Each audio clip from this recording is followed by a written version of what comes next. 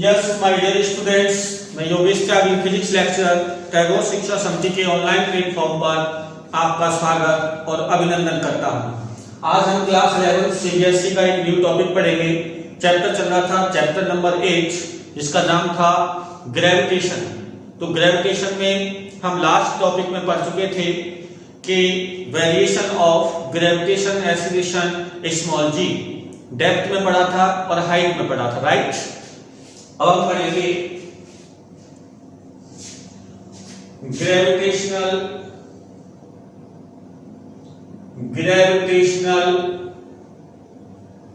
Potential energy. Gravitational potential energy आज का topic रहेगा अपना। तो बेटा ग्रेविटेशनल पोटेंशियल एनर्जी को ध्यान से समझिए, क्या होती है ग्रेविटेशनल पोटेंशियल एनर्जी। देखिए बेटा, अगर ये हमारे पास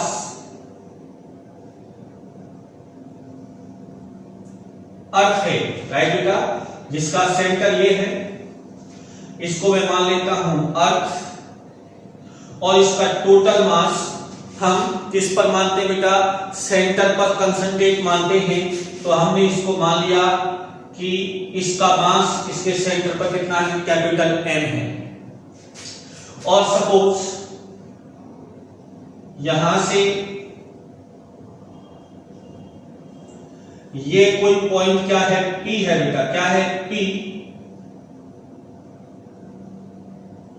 और ये डिस्टेंस क्या है बेटा, इनफाइनाइट डिस्टेंस है। कौन सी डिस्टेंस है, इनफाइनाइट। इसको मैं लिख देता हूं इनफाइनाइट। इसको बोलते हैं, ये है रेफरेंस पॉइंट। रेफरेंस पॉइंट, इस रेफरेंस पॉइंट पर ग्रेविटेशनल पोटेंशियल एनर्जी U मान लेते हैं, कैपिटल U मान लेते हैं। सपोज U क्या होती है, 0। रेफरेंस पॉइंट कौन सा है अपना, इनफाइनाइट, और यहां पर पोटेंशियल एनर्जी क्या है, 0, राइट बेटा। अब यहां पर हम एक पॉइंट लेते हैं, दिस इज ए पॉइंट, और ये है पॉइंट बी। सेंटर से पॉइंट पी की डिस्टेंस हमने मानी सपोज स्मॉल r, ये है स्मॉल r, और अगर इस पॉइंट ए की डिस्टेंस हमने मान ली सपोज x, कहां से, अर्थ के सेंटर से, और ये जो आपको दिख रहा है small variation of distance a to b, यहां से यहां तक, इसको हमने मान लिया dx। तो बेटा पोटेंशियल एनर्जी क्या होती है, आप सुने कि अगर किसी ऑब्जेक्ट को, जिसका मास है स्मॉल m, कितना है बेटा, स्मॉल m, किसी ऑब्जेक्ट को इनफाइनाइट से ग्रेविटेशनल फील्ड में लाते हैं, समझना बेटा, जब किसी ऑब्जेक्ट को इनफाइनाइट से ग्रेविटेशनल फील्ड में एट ए पॉइंट P तक लाएंगे, तो यहां तक लाने में जो वर्क डन होगा, वही वर्क डन उसकी क्या कहलाएगी, पोटेंशियल एनर्जी। फिर सुन ले एक बार, जब किसी ऑब्जेक्ट को इनफाइनाइट डिस्टेंस से पोटेंशियल फील्ड में, या ऐसे कह सकते हैं ग्रेविटेशनल फील्ड में आप डिस्प्लेस करोगे, तो वहां तक जो वर्क डन होगा वही उसकी क्या होगी, पोटेंशियल एनर्जी होगी। तो हमें क्या निकालना है, वर्क डन। तो हमने माना सपोज A टू V तक, A से V तक यदि इसको डिस्प्लेस किया जाता है, तो इस कंडीशन में वर्क डन है dW equal to force into displacement F dx, right बेटा। Work done dW equal to F dx, यानी टोटल अगर डिस्टेंस लेते तो यहाँ W आता, यहाँ पर हमने क्या लिया है dx, तो यहाँ क्या आएगा dW, राइट बेटा। अगर आपको अब क्या करना है, फोर्स क्या होता है बेटा, force, applied force, applied force between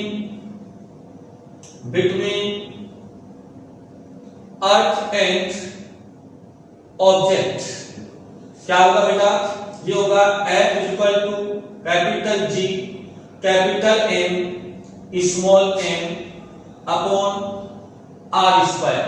तो यहाँ r की जगह बेटा क्या आएगा अपने पास x स्क्वायर, कितना आएगा x स्क्वायर।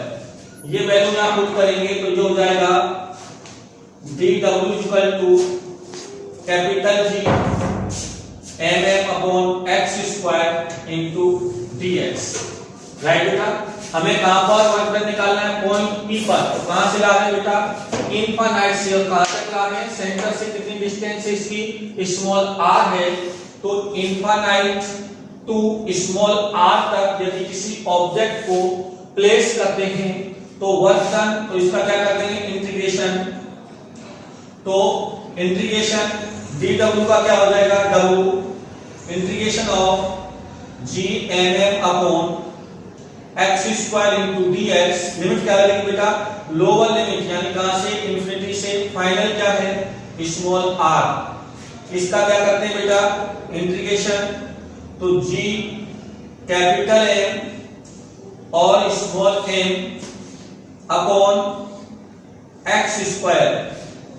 ठीक है बेटा, क्या होगा, ये हो जाएगा integration of 1 upon x square into dx limit infinity to small r।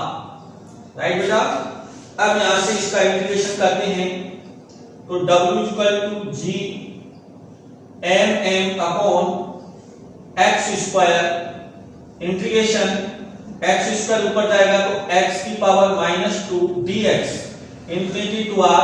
और इंटीग्रेशन का फॉर्मूला क्या होता है बेटा, x की power n into dx equal to x n+1 upon n+1 plus c।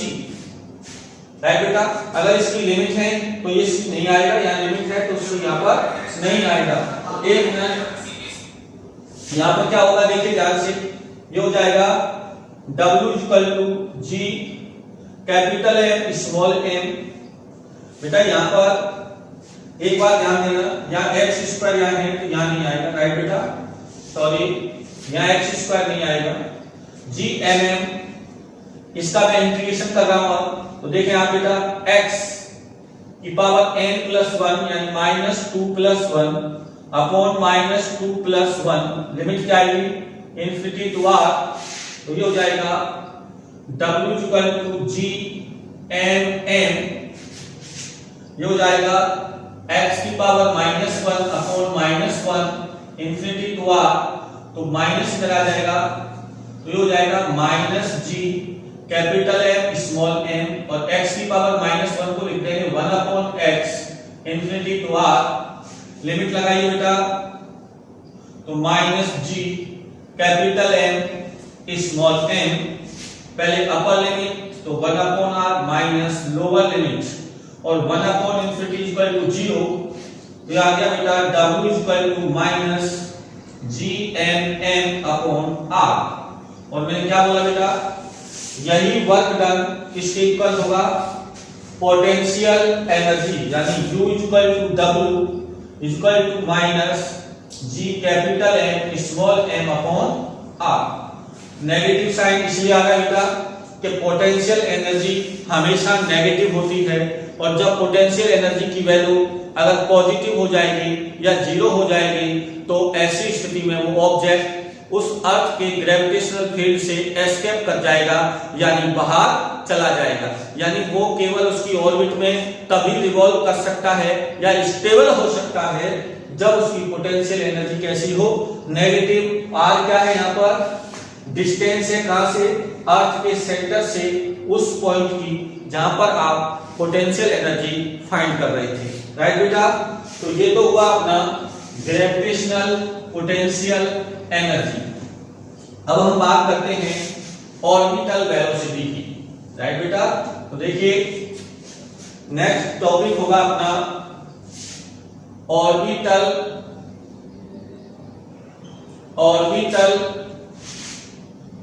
Velocity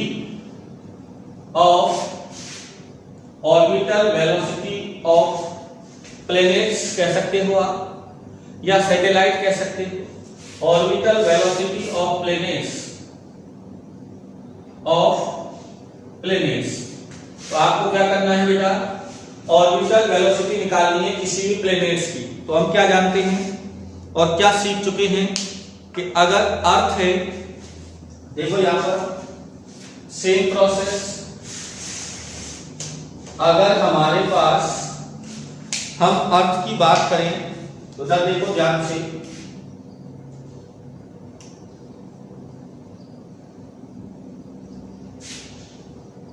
ये है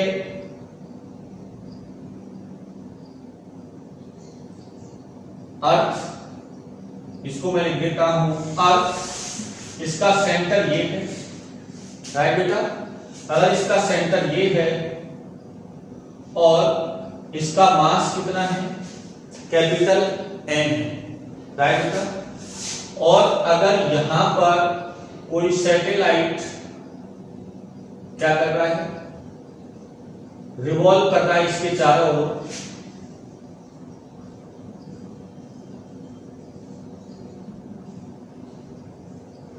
ये अराउंड रिवॉल्व।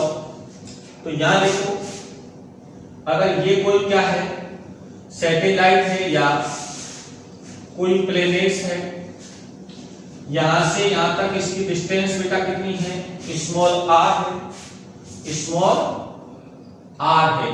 यानी आप ऐसे कह सकते हैं कि ये तो कितनी हो गई, कैपिटल आर, और ये कितनी है बेटा, एच। यानी अर्थ सरफेस से इसकी हाइट कितनी है बेटा, एच। इसको मैंने मान लिया small R, small R equal to क्या हो जाएगा, आर प्लस एच। और सपोज एच इक्वल टू 0 है तो वो सैटेलाइट कहां हो जाएगा, then earth surface, earth surface पर, राइट बेटा। अगर h की वैल्यू 0 है तो सैटेलाइट लगभग, यानी आप ऐसे कह सकते हैं कि r के कंपेयर में h बहुत कम है, तो वो सैटेलाइट या वो प्लेनेट्स क्या कर रहा है, अर्थ सरफेस पर क्या कर रहा है, रिवॉल्व कर रहा है। यानी अर्थ सरफेस के निकट क्या कर रहा है, रिवॉल्व कर रहा है, राइट बेटा। अगर यहां पर इसकी ऑर्बिटल वेलोसिटी है v0, o का मतलब है ऑर्बिटल, v का मतलब वेलोसिटी क्या है। तो आप अच्छे से जानते हैं जब भी कोई ऑब्जेक्ट अगर रिवॉल्व करता है तो उसके लिए क्या चाहिए, सेंट्रीपिटल फोर्स। तो सेंट्रीपिटल फोर्स क्या होगा बेटा, तो सेंट्रीपिटल फोर्स हो जाएगा Fc इक्वल टू क्या हो जाएगा बेटा, ये हो जाएगा mv² अपॉन r, v की जगह आ जाएगा v0। Equation number first, centripetal force Fc equal to mv0² upon r, और ये सेंट्रीपिटल फोर्स किससे मिलेगा, ग्रेविटेशनल फोर्स से।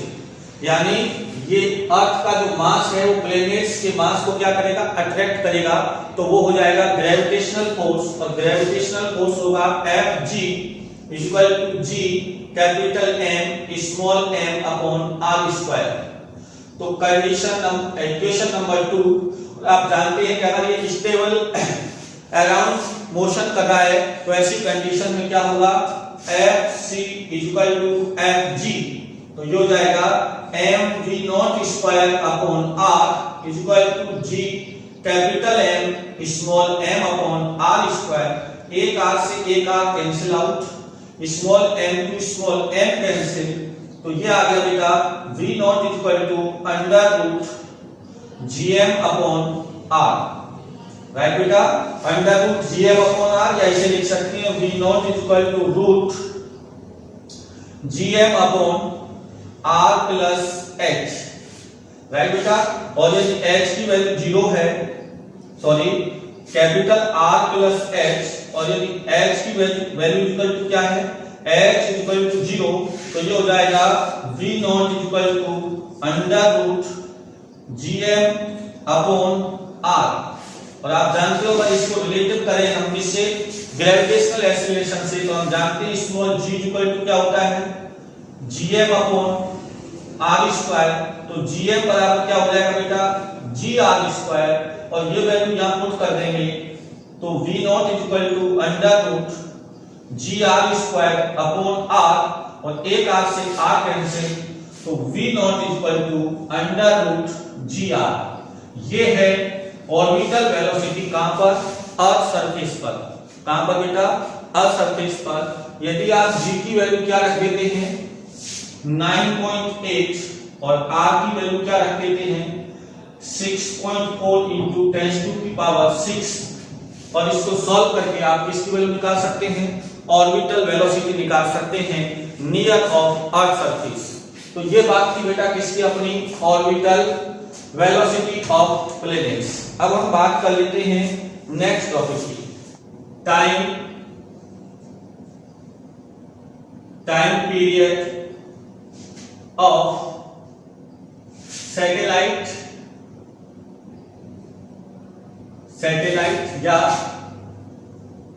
या प्लैनेट। तो देखिए अगर इसको मैं क्या मानूं अर्थ जिसका मास कितना है कैपिटल M और यदि कोई सैटेलाइट या कोई प्लैनेट्स क्या कर रहा है बेटा सर्कुलर मोशन कर रहा है तो इसका क्या निकालना है हमें टाइम पीरियड। यहां से यहां तक इसका डिस्टेंस कितना है स्मॉल r सेम प्रोसेस और इसकी ऑर्बिटल वेलोसिटी कितनी है v0। टाइम पीरियड क्या होता है बेटा अगर कोई ऑब्जेक्ट एक रिवॉल्यूशन कंप्लीट करने में जितना टाइम लेता है वो उसका क्या होता है टाइम पीरियड। तो यहां से हम बात करते हैं टाइम पीरियड की। तो टाइम पीरियड क्या हो जाएगा बेटा टाइम पीरियड यानी टाइम होता है टाइम इक्वल टू क्या होता है डिस्टेंस अपॉन स्पीड। ठीक है ना। तो डिस्टेंस का मतलब क्या हो जाएगा सरकमफ्रेंस ऑफ पाथ सरकमफ्रेंस और डिवाइडेड बाय ऑर्बिटल वेलोसिटी। तो ये हो जाएगा time period capital T equal to circumference क्या हो जाएगी इसकी 2πr ऑर्बिटल वेलोसिटी क्या हो जाएगी v0। तो ये हो जाएगा T equal to 2πr v0 की वैल्यू क्या थी बेटा √gm अपॉन r। इसे क्या लिख सकते हैं T बराबर 2πr ऊपर जाएगा तो ये √r यानी 1/2 और √gm। तो ये हो जाएगा बेटा T इक्वल टू 2π r की पावर कितना हो जाएगा 1 और हाफ 3/2 अपॉन √gm। तो ये है ऑर्बिटल ये है टाइम पीरियड ऑफ सैटेलाइट। देखिए ये किसको फॉलो कर रहा है ये फॉलो कर रहा है किसको third law of planetary motion यानी केप्लर ने जो थर्ड लॉ दिया था उसको ये फॉलो कर रहा है। जैसे आप इस टाइम पीरियड का स्क्वायर करेंगे तो यहां से क्या मिल जाएगा बेटा 4π स्क्वायर इसका स्क्वायर करेंगे तो r की पावर q अपॉन gm। तो ये हो गया t square directly proportional to r की पावर q। तो ये है अपना third law of planetary motion यानी केप्लर्स थर्ड लॉ। तो इस प्रकार हम तीनों टॉपिकों को कंप्लीट किया। तो इस आगे नेक्स्ट लेक्चर में आपको नेक्स्ट टॉपिक बताएंगे। तब तक के लिए धन्यवाद।